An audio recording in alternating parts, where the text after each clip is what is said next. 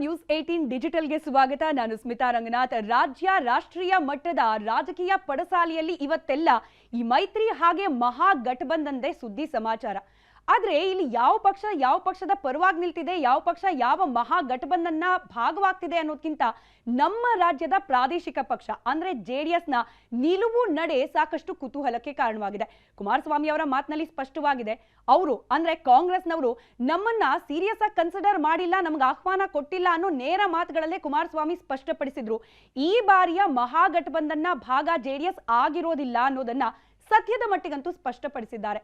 ಆದ್ರೆ ಇಲ್ಲಿ ಜೆಡಿಎಸ್ ಈ ರೀತಿಯ ನಿಲುವನ್ನ ತಳಿಲಿಕ್ಕೂ ಕೂಡ ಅನೇಕ ಕಾರಣವಿದೆ. ಯಾಕೆ ಜೆಡಿಎಸ್ಗೆ, ಅದರಲ್ಲೂ ಇನ್ ಪರ್ಟಿಕ್ಯುಲರ್ ಕುಮಾರಸ್ವಾಮಿ ಅವರಿಗೆ ಸದ್ಯದ ರಾಜಕೀಯ ಸ್ಥಿತಿಗತಿಯ ಆಧಾರದ ಮೇಲೆ ನೋಡಿದಾಗ ಕಾಂಗ್ರೆಸ್ ಹಾಗೆ ಮಹಾಗಠಬಂಧನ್ಗಿಂತ ಬಿಜೆಪಿ ಜೊತೆಗಿನ ಸಖ್ಯವೇ ಒಳಿತು ಅನ್ನಿಸ್ತಿದೆ ಅನ್ನೋದಕ್ಕೆ ಒಂದಷ್ಟು ಕಾರಣಗಳಿದೆ, ಗಮನಿಸ್ತಾ ಹೋಗೋಣ.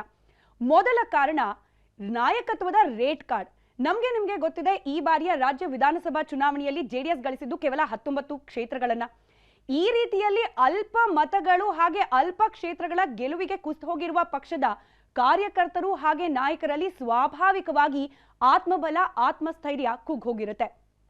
ಈ ರೀತಿ ಇರುವ ಪಕ್ಷದ ಪರಿಸ್ಥಿತಿಯನ್ನ ಸುಧಾರಿಸಬೇಕು ಅಂದ್ರೆ ಕುಮಾರಸ್ವಾಮಿ ಅವರು ನಾನು ಈಗಲೂ ಕೂಡ ಆನ್ ಡಿಮ್ಯಾಂಡ್ ನಾಯಕ ಅನ್ನೋದನ್ನ ತೋರಿಸ್ಕೊಳ್ಬೇಕಾಗತ್ತೆ.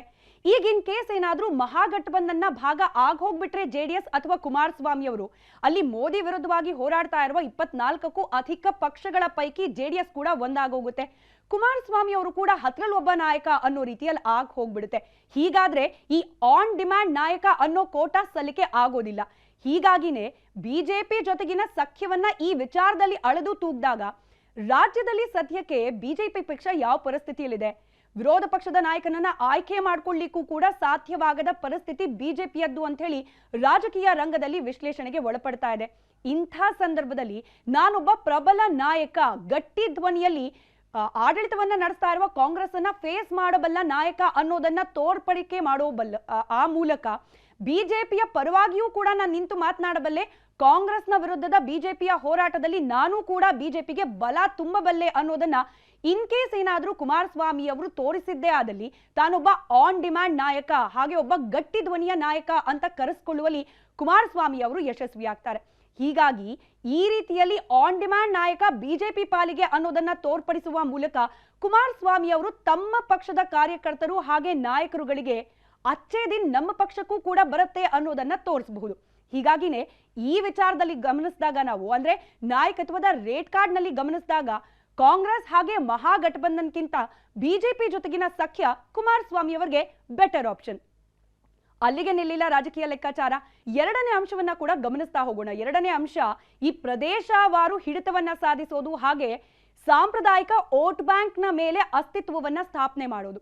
ಈ ಸಾಂಪ್ರದಾಯಿಕ ವೋಟ್ ಬ್ಯಾಂಕ್ ಅಂತ ಬಂದ ತಕ್ಷಣ ನಿಮಗೆ ಗೊತ್ತಾಗುತ್ತೆ, ಜೆಡಿಎಸ್ ಹಾಗೆ ಕಾಂಗ್ರೆಸ್ ನಮ್ಮ ರಾಜ್ಯದಲ್ಲಿ ಫೈಟ್ ಮಾಡ್ತಾ ಇರೋದು ಪ್ರಬಲ ಒಕ್ಕಲಿಗ ಸಮುದಾಯದ ವೋಟ್ ಬ್ಯಾಂಕ್ ನ ಮೇಲೇನೆ. ಇನ್ನು ಪ್ರದೇಶವಾರು ಲೆಕ್ಕಾಚಾರದಲ್ಲಿ ಹಳೆ ಮೈಸೂರು ಭಾಗದ ಮೇಲಿನ ಪ್ರಾಬಲ್ಯ ಸಾಧಿಸಲಿಕ್ಕೆ ನೇರ ಜಿದ್ದಾಜಿದ್ದಿ ಈ ಬಾರಿಯ ಚುನಾವಣೆಯಲ್ಲಿ ಆಗಿದ್ದು ಕಾಂಗ್ರೆಸ್ ಹಾಗೆ ಜೆಡಿಎಸ್ ನ ಮೇಲೆ. ಇಂಥ ಸಂದರ್ಭದಲ್ಲಿ ಇನ್ ಕೇಸ್ ಏನಾದ್ರೂ ಮುಂದಿನ ದಿನಗಳಲ್ಲಿ ಕಾಂಗ್ರೆಸ್ನ ಜೊತೆಗೆ ಜೆಡಿಎಸ್ ಕೈ ಜೋಡಿಸಿದ್ದೇ ಆದಲ್ಲಿ ಈಗ ಆಲ್ರೆಡಿ ಕಳೆದುಕೊಂಡಿರುವ ವೋಟ್ ಬ್ಯಾಂಕ್ ಹಾಗೆ ಈಗ ಆಲ್ರೆಡಿ ಕಳೆದುಕೊಂಡಿರುವ ಹಳೆ ಮೈಸೂರು ಭಾಗದ ಅಸ್ತಿತ್ವವನ್ನ ಮತ್ತಷ್ಟು ಚಾಲೆಂಜಿಂಗ್ ಆಗಿ ಫೇಸ್ ಮಾಡಬೇಕಾಗತ್ತೆ ಜೆಡಿಎಸ್.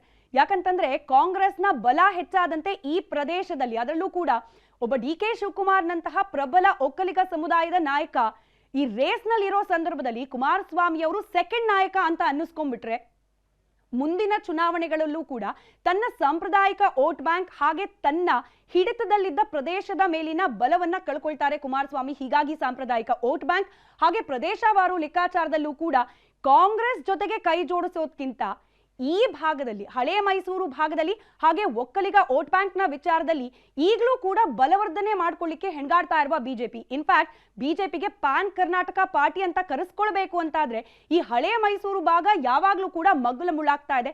ಹೀಗಾಗಿ ಇಲ್ಲಿ ಬಿಜೆಪಿಗೆ ಆಸರಿಯಾಗಿ ನಿಂತಿದ್ದೇ ಆದಲ್ಲಿ ಜೆಡಿಎಸ್ ಒಂದು ವೈಲ್ಡ್ ಹಾಗೆ best combination BJP plus JDS ಆಗಿದ್ದೇ ಆದಲ್ಲಿ ಮುಂದಿನ ದಿನಗಳಲ್ಲಿ ಇಲ್ಲಿ ಪ್ರಾಬಲ್ಯವನ್ನ ಸಾಧಿಸಿರುವ ಕಾಂಗ್ರೆಸ್ಗೆ ಒಂದ್ ರೀತಿ ಅದರ ಓಟಕ್ಕೆ ಕಡಿವಾಣ ಹಾಕುವಲ್ಲಿ ಲಾಭ ಆಗಬಹುದು ಅನ್ನೋ ಲೆಕ್ಕಾಚಾರ.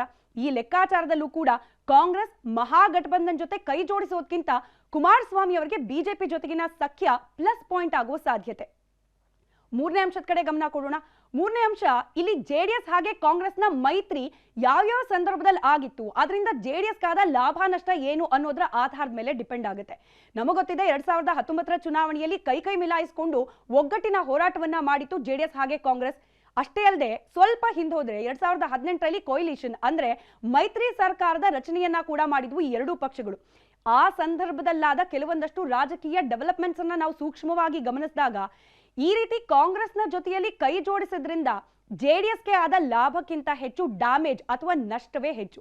ಹೀಗಾಗಿ ಅದರಲ್ಲೂ ಕೂಡ ಸಿದ್ದರಾಮಯ್ಯ ಅಂತ ನಾಯಕರು, ಅದರಲ್ಲೂ ರಾಜ್ಯದ ಮುಖ್ಯಮಂತ್ರಿ ಆಗಿರುವವರು ಇಂಥ ಸಂದರ್ಭದಲ್ಲಿ ಪರಿಷತ್ನಲ್ಲಿ ನಿಂತ್ಕೊಂಡು ಹೇಳಿದ ಮಾತನ್ನ ನಾವು ಮತ್ತೊಮ್ಮೆ ನೆನಪು ಮಾಡ್ಕೊಳ್ಳೋಣ. ಜೆಡಿಎಸ್ ಅನ್ನ ನಿರ್ನಾಮ ಮಾಡುವಲ್ಲಿ ಕಾಂಗ್ರೆಸ್ ಯಶಸ್ವಿ ಆಗಿದೆ ಅನ್ನೋ ಅರ್ಥದ ಮಾತುಗಳನ್ನಾಡಿದ್ದಾರೆ ಸಿದ್ದರಾಮಯ್ಯ ಅವರು. ಹೀಗೆ ತಮ್ಮ ಪಕ್ಷವನ್ನ ನಿರ್ನಾಮ ಮಾಡುವ ಇರಾದೆ ಹೊಂದಿರುವ ಕಾಂಗ್ರೆಸ್ನ ಜೊತೆಯಲ್ಲಿ ಮತ್ತೊಂದು ಮೈತ್ರಿ ಮಾಡ್ಕೊಳ್ಳೋದು ನೋ ಡೌಟ್ ಜೆಡಿಎಸ್ಗೆ ಮುಂದಿನ ದಿನಗಳಲ್ಲಿ ಮತ್ತಷ್ಟು ಮಾರಕ ಆಗೋ ಸಾಧ್ಯತೆ. ಅಲ್ಲಿಗೆ 3 ಅಂಶ ಆಯ್ತು. 4ನೇ ಅಂಶದ ಕಡೆ ಕೂಡ ಗಮನ ಕೊಟ್ಬಿಡೋಣ. ಇದು ವೈಯಕ್ತಿಕ ಮಟ್ಟದಲ್ಲಿ ನಾವು ನೋಡೋದಾದ್ರೆ ಕುಮಾರಸ್ವಾಮಿ ಅವರ ಮುಂದಿನ ರಾಜಕೀಯ ಭವಿಷ್ಯ, ಹಾಗೆ ಅವರ ಪುತ್ರ ರತ್ನ ನಿಖಿಲ್ ಕುಮಾರಸ್ವಾಮಿ ಅವರ ರಾಜಕೀಯ ಭವಿಷ್ಯ.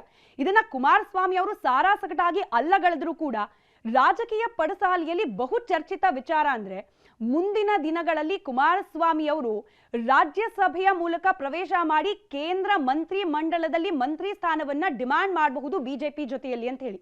ಇದನ್ನ ಹೊರತುಪಡಿಸಿ ಚುನಾವಣಾ ಅಖಾಡದಲ್ಲಿ ನಿಂತು ಸ್ಪರ್ಧೆ ಮಾಡೋ ವಿಚಾರದಲ್ಲೂ ಕೂಡ ಕುಮಾರಸ್ವಾಮಿ ಅವರು ಬೆಂಗಳೂರು ಗ್ರಾಮೀಣ ಲೋಕಸಭಾ ಕ್ಷೇತ್ರದಿಂದ ಕಣಕ್ಕಿಳಿಯೋ ಸಾಧ್ಯತೆ ಇದೆ. ಇದಕ್ಕೆ ಬಿಜೆಪಿಯವರ ಬೆಂಬಲವನ್ನ ಅಪೇಕ್ಷೆ ಮಾಡೋ ಸಾಧ್ಯತೆ ಕೂಡ ಇದೆ ಅಂತ ಹೇಳಿ ಮಾತುಕತೆ ಕೇಳೋಕ್ ಸಿಗ್ತಾ ಇದೆ.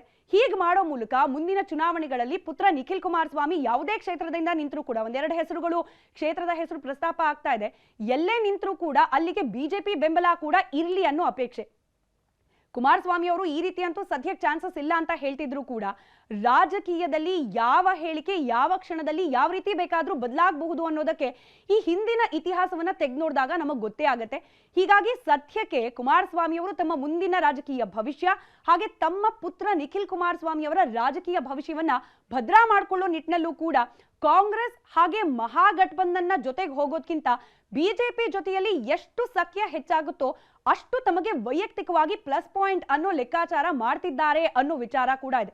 ಹೀಗೆ 4 ಅಲ್ಲ, ಇನ್ನು ಅನೇಕ ಫ್ಯಾಕ್ಟರ್ಗಳನ್ನ ಅಳೆದು ತೂಗಿ ಲೆಕ್ಕಾಚಾರ ಮಾಡಿ ನೋಡಿದಾಗ್ಲೂ ಕೂಡ ಕಾಂಗ್ರೆಸ್ ಅಥವಾ ಮಹಾಗಠಬಂಧನ್ನ ಭಾಗವಾಗೋದ್ಕಿಂತ ಜೆಡಿಎಸ್ಗೆ ಕರ್ನಾಟಕದಲ್ಲಿರುವ ಏಕೈಕ ಹಾಗೆ ಪ್ರಬಲ ಪ್ರಾದೇಶಿಕ ಪಕ್ಷ, ಏಕೈಕ ಅಲ್ಲ ಆದ್ರೂ ಕೂಡ ಪ್ರಬಲವಾದ ಏಕೈಕ ಪ್ರಾದೇಶಿಕ ಪಕ್ಷ ಆಗಿರೋದ್ರಿಂದ ಜೆಡಿಎಸ್ಗೆ ಈ ಮಹಾಗಠಬಂಧನ್ನ ಭಾಗ ಆಗೋದ್ಕಿಂತ ಬಿಜೆಪಿ ಜೊತೆಯಲ್ಲಿ ಸದ್ಯಕ್ಕೆ ಕುಸಿದು ಹೋಗಿರುವ ಪಕ್ಷದ ಆತ್ಮಬಲ, ಆತ್ಮಸ್ಥೈರ್ಯ, ಕಾರ್ಯಕರ್ತರಲ್ಲಿ ತುಂಬಬೇಕಾದ ಮನೋಬಲ ಹಾಗೆ ವೈಯಕ್ತಿಕ ವರ್ಚಸ್ಸಿನ ವೃದ್ಧಿ, ಇದೆಲ್ಲಾ ವಿಚಾರಗಳನ್ನ ಗಮನದಲ್ಲಿಟ್ಕೊಂಡು ನೋಡಿದಾಗ BJP is a better option ಅನ್ನೋದು ಸದ್ಯಕ್ಕೆ ಲಭ್ಯವಾಗ್ತಿರುವ ಮಾಹಿತಿ.